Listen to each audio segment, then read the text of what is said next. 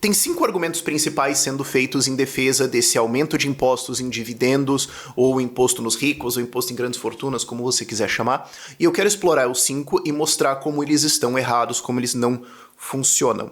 E isso eu não estou falando só da minha visão ideológica, da minha visão filosófica, política, de ser um libertário e falar imposto é roubo, e você não deveria ser obrigado a pagar nada que você não concordou, que você não consentiu, porque isso é roubar a sua vida sem consentimento.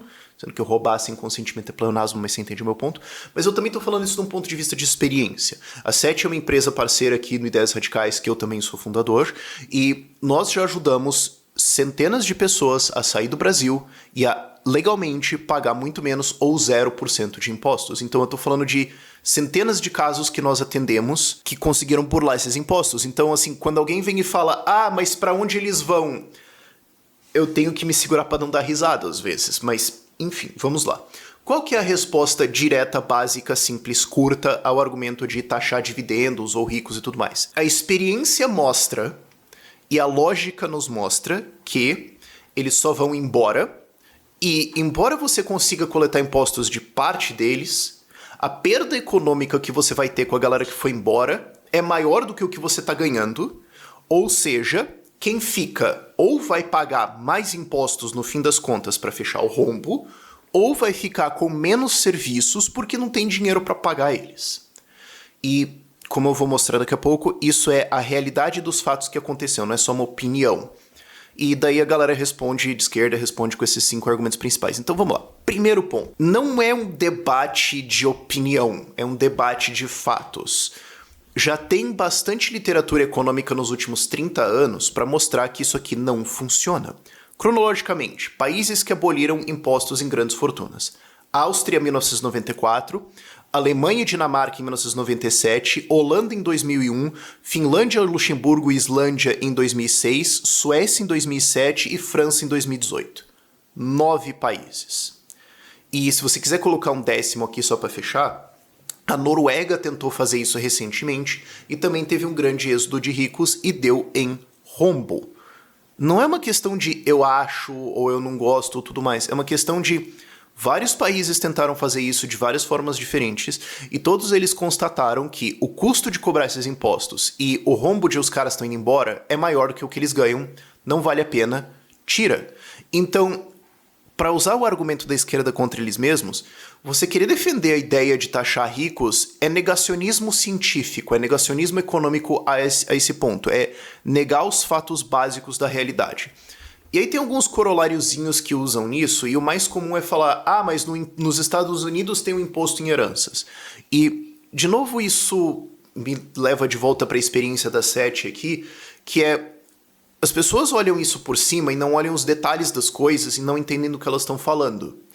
E aí elas não sabem que esse imposto em heranças nos Estados Unidos é só para patrimônios de, se você for casado, 160 milhões de reais.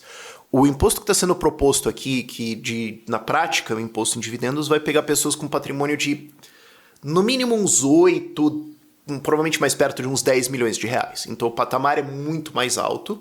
E segundo, esse imposto é coloquialmente referido nos Estados Unidos como um imposto em idiotice, porque é tão fácil você não pagar ele, que você só paga ele se você é realmente desprovido intelectualmente, o que é um pouco difícil, porque então como é que você acumulou essa fortuna em primeiro lugar? Ou você morreu antes de fazer o seu planejamento para não pagar esse imposto? Porque uma forma muito simples de evitar ele é criar um trust, colocar todas as suas propriedades dentro dele, e daí quando você morre o trust passa para os seus filhos e você paga 0% de imposto em cima disso. Esse imposto é quase letra morta nos Estados Unidos. Só que essa galera não olha esses detalhes e só olha por cima e fala, isso mais ou menos existe. É que nem o imposto em Malta, mas a gente já chega nisso. Segundo ponto que a galera fala, mas é que ricos não são taxados no Brasil. O Brasil não taxa dividendos, não taxa os ricos, nós estamos equilibrando isso, certo? É a mesma coisa que você falar, eu fui num restaurante e o restaurante era por quilo e eles não pesaram os meus talheres. Então eu não paguei por usar os talheres. Portanto, os restaurantes deveriam cobrar os talheres porque é injusto. Você já entende o problema, certo? O Brasil é um dos países com o imposto corporativo mais alto do mundo. Os mais altos são 35%, a gente está em 34%. Uma financeira, que é o termo técnico para um banco, paga 40% aqui no Brasil. Vamos de cima para baixo. A Alemanha cobra 30%, e é o país que mais destoa em termos de impostos corporativos no mundo. França, Espanha, Reino Unido e Bélgica cobram 25% de imposto corporativo. Coreia do Sul e Itália 24%, Áustria 23%, Suécia e Estônia cobram 20%, Polônia cobra 19%, Geórgia e Montenegro, que ainda estão na Europa, mas um pouquinho piorzinho, 15%, e Bulgária e Paraguai cobram 10%. Então, a gente está pagando mais do que a Alemanha. Pensa assim, o que uma empresa ganha? E aqui eu não estou falando nem do lado ideológico de imposto é roubo, eu não quero pagar isso. Estou pensando assim, o que eu pago versus o que eu recebo. Uma empresa no Brasil está pagando 34% de RPJ, uma vez que você sai do Simples, que são as empresas que vão render os dividendos grandes, que vão ser taxados por isso. Ela está pagando 34% e ela está ganhando no Brasil. Você poderia ter a mesma empresa na Alemanha e pagar 30% e ganhar toda a infraestrutura da Alemanha. Tá valendo a pena? Ou vamos então pensar num país que oferece uma infraestrutura similar ao Brasil. Paraguai. Eles cobram 10%. 3,5 vezes menos. Então, sim, não se taxa dividendos no Brasil, mas se taxa as empresas muito pesadamente. Então depois se isenta dividendos. A discussão que existe no Brasil sobre a taxação de dividendos, e existiu desde o Plano Real, basicamente, é que isso está errado, isso gera incentivos ruins, e seria muito melhor se a gente reduzisse o IRPJ e a tributação de empresas no geral e tributasse os dividendos depois, reequilibrando a equação. E isso, inclusive, ia incentivar empresários a manter o seu dinheiro dentro da empresa e não tirar ele em dividendos, porque, primeiro, na prática do mundo real, isso permite que a empresa cresça, o valor contábil dela cresce, e depois você pode tomar um crédito no seu banco usando as ações da empresa como garantia, o que permite você ter essa renda do crédito, embora você pague juros, isso é mais barato do que os impostos. Mas para a economia no geral também tem um benefício, porque você, ao invés de tirar os lucros e gastar ou enviar eles para outros países, que é o que eu vou falar daqui a pouco, você está reinvestindo dentro da sua empresa, o que ajuda a desenvolver o país de alguma forma. Essa discussão existe, eu acho que ela vale a pena. Eu acho que também você teria que ter muito cuidado na hora que ela vem, para evitar que você tenha uma discussão de não, a gente vai baixar aqui e subir aqui, mas no fim das contas a conta no fim da soma toda fica muito maior, então você tem um aumento de imposto disfarçado. Tá. Tem que vigiar isso. É isso que está sendo discutido aqui? Não. O que está sendo discutido aqui é, nós já temos um dos maiores impostos corporativos do mundo, muito perto de estar em primeiro lugar, e além disso nós vamos colocar em dividendos, um imposto ali, pelo privilégio indescritível, inenarrável, de você poder ter uma empresa no Brasil.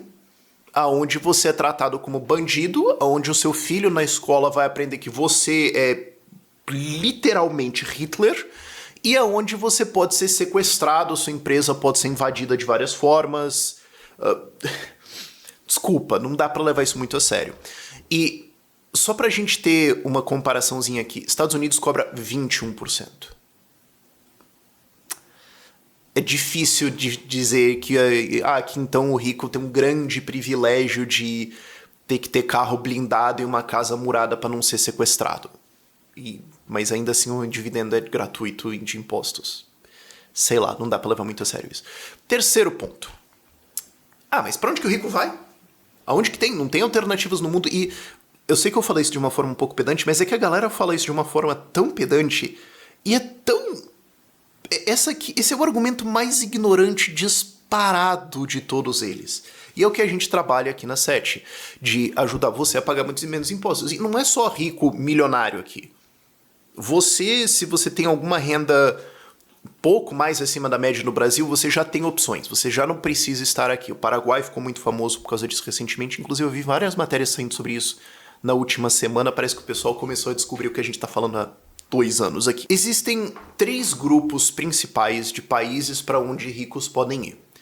Pagar 0%, pagar muito menos e pagar igual, mas eu ganho muito mais nesse país onde eu estou. Então, países de 0%, onde você consegue legalmente pagar 0% de imposto em renda, dividendos, etc. Isso vai ser principalmente Mônaco, Emirados Árabes e as ilhas. Existem algumas outras coisinhas, ok, mas eles vão aparecer em outras categorias aqui que eu já falo na frente. As ilhas são aquelas que a galera pensa meio meme, assim, de BVI, Bermuda, Bahamas, Vanuatu, não, o cara vai ficar numa ilha sozinho lá e tudo mais. Tá, mas vamos lá. De fato é um pouco mais isolado e se você tá com crianças crescendo e tudo mais, pode não ser a melhor opção. Agora, primeiro, você não é obrigado a ficar o ano inteiro lá, já chego nisso também mais pra frente. E se você vai se aposentar ou você tá fazendo isso por alguns anos, qual é o problema de estar numa ilha paradisíaca e pagar 0% de imposto? Mas o custo de vida é um pouco mais caro. E daí? E, curiosamente, eu adoro isso. Vanuatu, a galera olha assim, tem muita gente indo pra lá. E segundo, você consegue o seu visto de entrada pra lá, inclusive o seu passaporte, investindo num fundo deles para estimular a produção de chocolate na ilha. Então, você vai investir uma grana lá, eles te devolvem, inclusive, $150 mil, mais algumas taxas, depois eles te devolvem 50 mil depois de um tempo, e você tá ajudando o mundo a ficar mais chocolatudo. Então, cara, você tá evitando impostos, morando numa ilha maravilhosa e chocolate. Tipo assim, eu preciso aprofundar o argumento aqui? Eu acho que não. Mas fora as ilhas, Mônaco, a galera fala, mas Mônaco é caríssimo, meu Deus do céu, é só para pessoas com patrimônios muito altos. Eu conheço pessoas que foram para Mônaco, ok? E você tem os Emirados Árabes, que você consegue entrar e morar lá por $5.500. Ok? Se você quiser mais dados disso tudo da SET, tem artigos de tudo isso aqui, o link vai estar na descrição, mas $5.500. Você abre a sua empresa, patrocina o seu próprio visto e vai. Você consegue estar lá dentro de um mês. E legalmente, nos Emirados Árabes, você paga 0% de imposto e o IVA é de 5%. O Brasil vai ter o maior IVA do mundo, o IVA nos Emirados Árabes vai ser 5%. É um país muito bom se você está fazendo negócios, é um país muito bom para cripto. Eu tenho investimentos cripto, eu tô preocupado com transparência. Tem vários países onde você tem que reportar tudo que você tem. Lá você consegue falar, tem uma empresa aqui, eu não preciso ficar falando tudo que eu tenho ou que eu tô fazendo. Tá aqui o valor, não me enche. Então, tem várias opções muito boas ali de negócios e, cara, é simplesmente um hub de negócios gigantesco no mundo que está conectando tudo. É um lugar legal para estar. Depois você tem os países da chamada tributação territorial. Qual que é a diferença? O Brasil tem uma tributação chamada global. Você paga imposto aqui de qualquer coisa no mundo. Então, se você tem uma empresa na Romênia que faz camiseta e vendeu na Turquia e você ganha dinheiro com isso, você paga aqui. Países territoriais pensam basicamente o seguinte: eu vou te cobrar no que eu tenho a ver com isso. Se você está trazendo lucros, dividendos, renda, o que for, de outro país, de uma atividade que não tem nada a ver comigo, eu também não vou te cobrar, porque eu não provi nada pra você. Você não precisa ser um libertário pra falar, faz um certo sentido lógico aqui, certo? E o legal desses países de tributação territorial é que você tem uma variedade muito grande, porque às vezes a galera olha e fala, não, mas tem um imposto de renda nesse país, tá? Sim, se você de fato tiver um emprego dentro do Uruguai, você paga imposto lá. Agora, se você só tá recebendo de fora, você não paga nada. Então, às vezes a galera não percebe que isso seria, na prática, 0%. Você tem desde as alternativas, a alternativa mais pocket, que é a que a gente mais vende, inclusive, Paraguai. 0% de imposto vindo de dividendos, rendas estrangeiras, etc. E 10% só de local. E, mas é um país que não tem uma grande... Tá, ok, mas é um custo de vida muito baixo, mais seguro que o Brasil, relativamente próximo. Muita gente sai pra lá porque assim... mas eu preciso estar perto da minha família. Cara, é mais rápido ir de Assunção pra São Paulo do que ir de Fortaleza pra São Paulo. Então, né? É uma opção legal. Outros. Panamá, Uruguai e Costa Rica. Conceito ainda América Latina, mas uma qualidade de vida melhor, custo um pouco maior, Uruguai também é um pouquinho mais caro. Panamá tem um custo mais ou menos empatado com São Paulo hoje, mas também 0% de imposto em rendas estrangeiras, e são países que estão se desenvolvendo, países que estão crescendo, países que não têm o problema de ter uma esquerda completamente pinote das ideias, que nem o Brasil. Você for falar, Uruguai tem esquerda, sim, mas a esquerda deles é muito mais europeia, eles estão mais preocupados com sustentabilidade e ciclovia, e não fuzilar quem defende capitalismo, ok? Eu queria uma coisa mais aventura diferenciada, Filipinas e Tailândia, que é um pouco mais de emoção, cultura diferente, coisa mais tem. Eu quero estar na Europa, Geórgia e Malta. Malta é non-dom, é outro regime, ok. Mas Geórgia, você está muito perto da Europa, é um país que está crescendo, mas tem os problemas com a Rússia e tudo mais. Tem PCC? Tem bala perdida? Tem, sabe, custos e retornos? E Malta também, muitas vezes é citado com, mas eles têm também um dos maiores impostos corporativos do mundo. Eu falei que eu ia falar disso lá atrás. Ninguém paga. Porque é 35%. Não é. É 35% que eles colocam na tabela para evitar ser colocado como um paraíso fiscal. Na realidade, tem várias coisas que você pode fazer que o governo te dá um cashback de 30%, o que faz com que o seu imposto efetivo seja 5% da empresa. E rendas de fora pagam 0%. Então você consegue morar numa ilha maravilhosa na Europa, você tá 100, 150 euros de distância de passagem de qualquer lugar da Europa e você não paga imposto. Tem um motivo porque tem tanto rico indo pra lá. Mas a galera acha que não tem alternativas fora São Paulo. Tá bom. Depois você tem a ideia de nomadismo digital ou de não ter residência por mais de 183 dias. Isso é uma tecnicalidade um pouco maior, mas assim, a legislação em quase todos os países do mundo é, se você não passar 183 dias lá, ou não tiver o seu nexo de negócios lá, eles não te cobram nada. Então tem muita gente que faz o que é chamado nomadismo digital. Eu declaro o meu imposto de renda nos Emirados Árabes só para ter uma declaração, e eu passo 4 meses em 3 países do ano, 3 países ao longo do ano, e é isso. Então eu fico 4 meses aqui no Brasil, porque família, negócio, etc. Eu fico 4 meses no Panamá e 4 meses em Portugal. Aonde que eu devo imposto de renda? Lugar nenhum. Nenhum deles tem uma alegação de que eles poderiam tomar impostos de você, a não ser que eles entrem com... Tem algumas tecnicalidades, tipo, não, mas o seu nexo todo de negócios é aqui, tudo que você tem é aqui, então você vai ser processado e ter que... Cara, é bem forçado isso, você tem que fazer bastante bobagem pra isso aí acontecer. Tá, mas é bem remoto. E aí tem níveis e níveis de nomadismo, sabe? Tem gente que passa 3 semanas em cada lugar e... Socorro, eu não consigo entender isso. Você pode fazer esse de 4 meses em cada lugar, e daí você pode inclusive ter uma estrutura, você pode ter raízes e muito mais coisas. A galera fala, nômade digital ele nunca cria raízes. Não tanto. Ou você pode passar 5 meses em um lugar, 5 meses em outro, e 2 meses de rolê. Se você tem um patrimônio grande o suficiente, é bem provável que na verdade você meio que já faz isso indiretamente, sabe? Se você tem um patrimônio desses, você provavelmente ou já passa alguns meses fora do Brasil em negócios ou em viagem ou tudo mais, ou não passa porque razões, mas poderia. Então não é como se fosse uma grande mudança de vida, você teria só que dar uma ajustada um pouco mais. Mas e se eu tiver filhos que estão ainda em idade escolar? Tem alternativas, mas ok, é um estilo de vida um pouco mais difícil se você tem filhos de, 4 anos de idade. Agora, tô com os filhos criados e tudo mais, ou vou levar eles junto porque adolescentes, experiência e tudo mais. Pode ser uma alternativa. Depois você tem o segundo grupo de países. Países onde eu posso pagar muito menos que o Brasil. Ainda tô pagando alguma coisa. Mas eu também tô ganhando várias coisas aqui. São países mais seguros, são países muito mais bem situados, são países que têm um futuro econômico, não é que no Brasil vai ficar estagnado indo pra frente. E aqui, o meu favorito dessa lista toda, assim, se eu tivesse que ir, República Tcheca. Eu tô no meio da Europa, eu tô perto de tudo, cerveja tcheca, baixos impostos, uma grande comunidade libertária, tem uma grande comunidade cripto lá, e Praga é uma cidade muito bonita. Mas precisa falar tcheco. Não, as pessoas lá falam inglês, ok? Mas só pra passar pela lista aqui. Hungria, Bulgária, Romênia, Andorra, Suíça, Montenegro, Estônia, Polônia, Ilhas Maurício, Chile, Portugal. Só pra ter alguns países onde você pagaria significativamente menos, dependendo de outros regimes e o que você faz e o que encaixa na sua vida e várias coisas aqui que podem acontecer. São países notavelmente melhores que o Brasil e você não está financiando o Lula ou os rolê da Janja. Ok.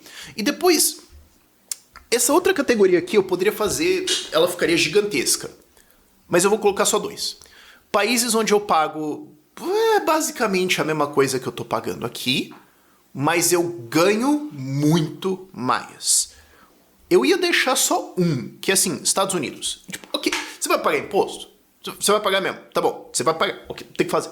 Eu posso pagar um monte de imposto de renda, imposto de consumo, esse imposto de dividendos aqui no Brasil e viver sem nenhuma segurança e viver com todo mundo falando que eu sou o problema e ser caçado o tempo todo, ou eu posso ir para os Estados Unidos.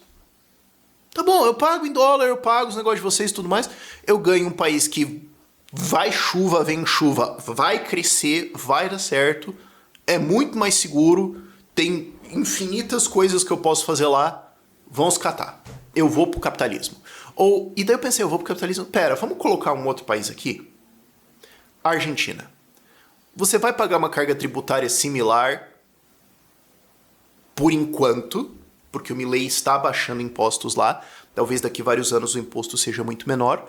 Mas você tem o país que vai crescer, o segundo país que mais vai crescer em 2025, só perdendo para a Índia.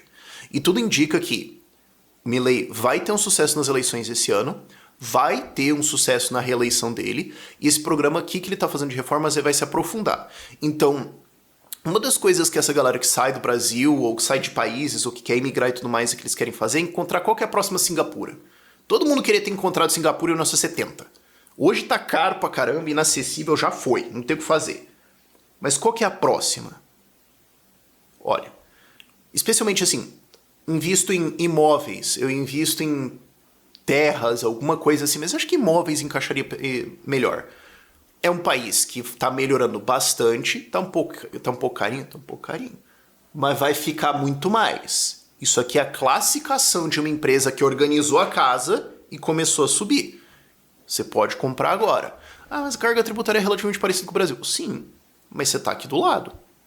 Ah, preciso ver minha família, eu preciso... Buenos Aires, São Paulo é mais rápido do que Belém, São Paulo. Então, assim, alternativas não faltam. Só no que eu falei aqui tem dezenas de opções e tem muito mais outras coisas aqui e eu nem entrei nos detalhes tão profundamente disso.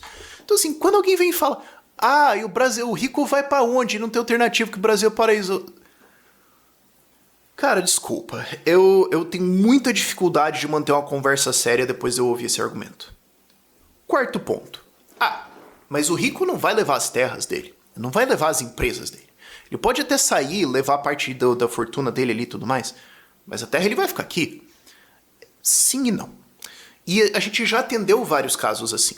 Qual que é esse tipo de caso? É o cara que fala, eu já sei que não. Eu já sei que não é isso. Mas eu tenho grandes terras agrícolas, eu tenho um negócio estabelecido e tudo mais. Eu não posso só apertar um botão de venda no meu gestor, no meu software de gestão de ações e tudo mais e levantar e ir embora. Mas eu quero começar o processo. Então o que esse cara faz? Ele mantém as coisas aqui, mas ele desinveste tudo que ele tem de líquido, ele vende tudo de patrimônio, de ações, de coisas líquidas e tudo mais, e todos os lucros que ele recebe, ele tira. Então, para ele, o Brasil virou um país extrativista. Eu ainda tenho alguma coisa ali, eu tenho minhas terras, eu vou pegar um dinheiro aqui, eu vou lucrar com isso, e ao invés de... E se você observar, por exemplo, o agro, que é muito normal, o cara fica rico com agro, aí ele faz o quê? Ah, começa a construir uns prédios na cidade dele, começa, tem aquele negócio ali que, pô, tá dando certo, tal, vou virar sócio do cara, vou botar uma grana ali também. Porque também, eventualmente, zera as oportunidades que você tem de expansão de terras naquele lugar. Ah, não tem terra por um preço bom aqui, tá caro, não sei se o negócio, quero dar uma diversificada, vai que isso aqui dá errado. Então é muito normal quando a galera fica rica nisso aqui, o cara vai expandindo pro lado no local dele. Ao invés dele fazer isso e erguer a cidade dele, ele fala, não, vou pegar os lucros, colocar na minha empresa de investimento, que é só uma empresa para fazer investimento, em Emirados Árabes, investir isso em SP500 em dólar, pagar 0% nos Emirados Árabes e tchau. Não vou contribuir mais com esse país, porque esse país falou para mim claramente que ele não quer mais a minha contribuição. Ele me vê como inimigo. Então tá bom, já que você... É aquela coisa, você decide o tom da conversa. Eu tô aqui pra conversar. Se você vai me tratar como babaca, tá bom. Mas eu também não vou contribuir. E isso tá ficando cada vez mais normal. Um exemplo simples disso aqui é o fundador do Mercado Livre. O fundador do Mercado Livre mora no Uruguai. Porque os dividendos, o dinheiro todo que ele recebe, não pagam impostos porque são de outros países, de outras fontes de renda, de uma empresa que não está sediada, não veio do Uruguai e ele está lá de boa. E isso não tem só um prejuízo financeiro. Isso também tem um prejuízo de cultura de negócios.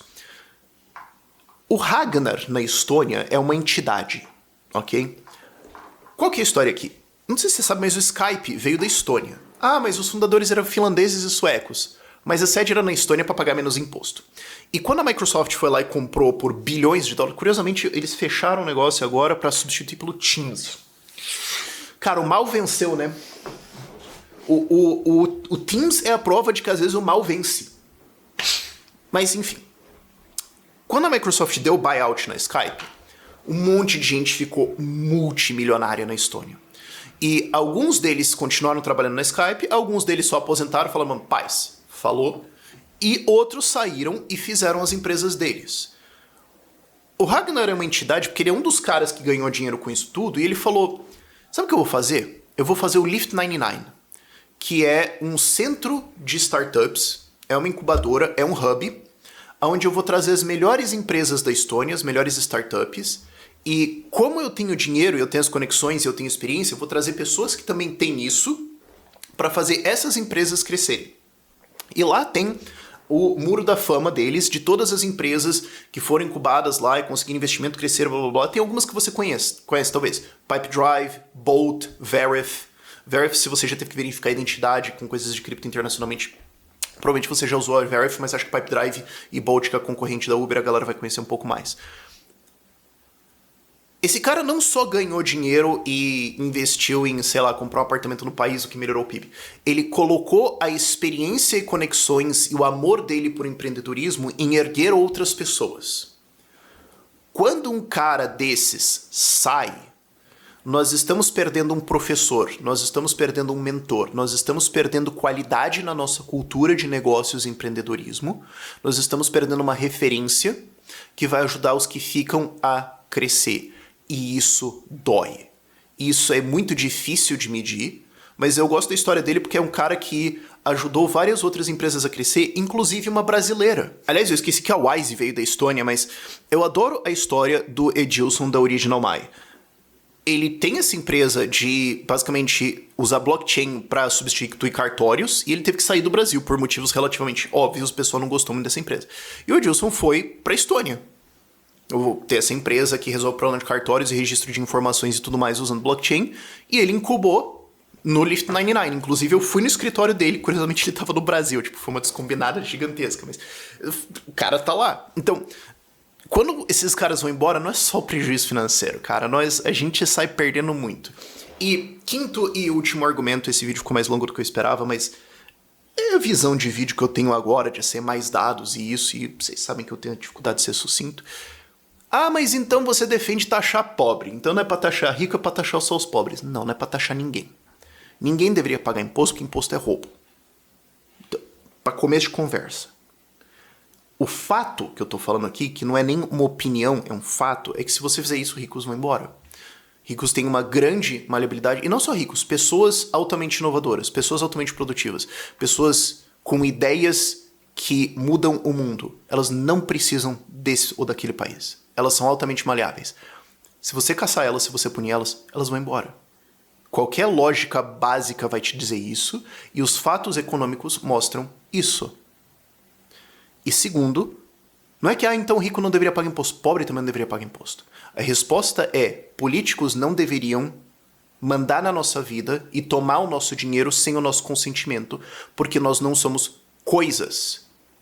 Nós não somos animais. Nós somos humanos que têm direito ao nosso trabalho.